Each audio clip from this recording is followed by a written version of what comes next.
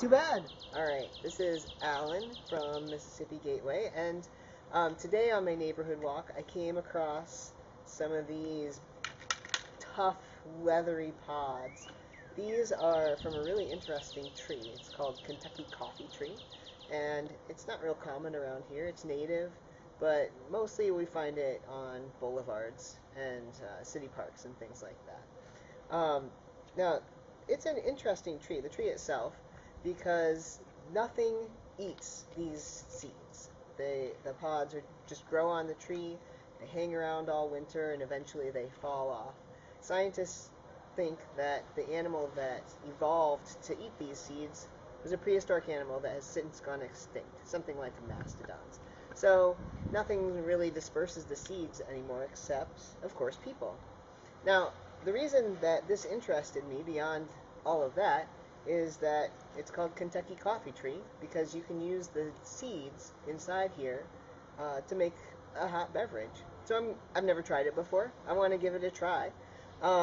Just so you know, I'm using this book and several other references to guide my explorations today. So let's get started. The very first thing I'm going to do is just crack these open to get at these seeds. Now they're smooth, they're round, they're pretty large. I've used these as game markers before, and you want to get all the green. If there's any green gunk on there, you want to just rub that off. These have hung around all winter, so they're pretty dry. And then we're going to take them inside and roast them. Alright, so you can see I've put the seeds into a baking dish. And we're going to roast them for probably an hour or so. You can see that these seeds, they have kind of a hard shell, and then the inside of the seed is this light yellowish color. We want to roast them until that's dark brown.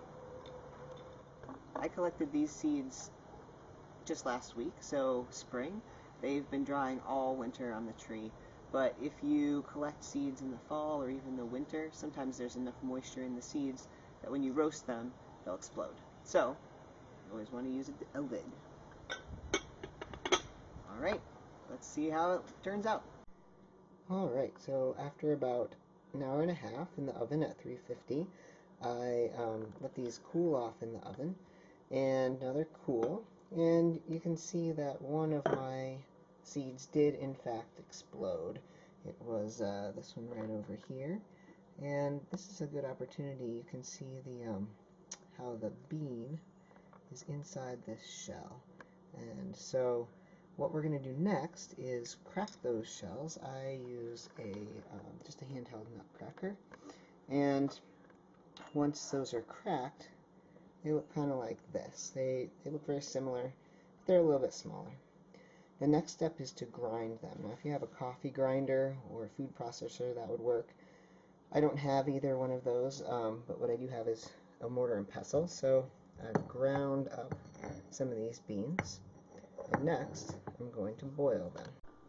Alright, here I've put in about a tablespoon of ground up coffee beans, Kentucky coffee tree beans, I should say. And I'm going to put in a mug full of water.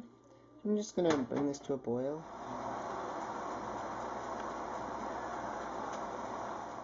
Alright, it's been a couple of minutes, and we need to strain the grounds out from the coffee.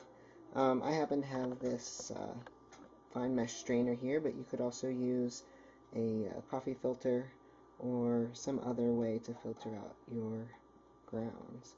I'm just going to pour that right through. And then I'm going to add a little bit of milk, because that's how I like to drink my coffee, and give it a try. Alright, so here it is. It's kind of a dark brown color with a little bit of milk. And let's see what it's like.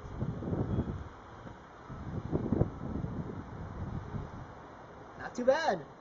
That's a lot like coffee, actually. It's kind of dark tasting, kind of a little bit burnt tasting, a little bit like coffee with some dark chocolate in it. I'd recommend it. So let me know if you have any questions in the comments, or you can email us, or let me know if you try it. Thanks for watching.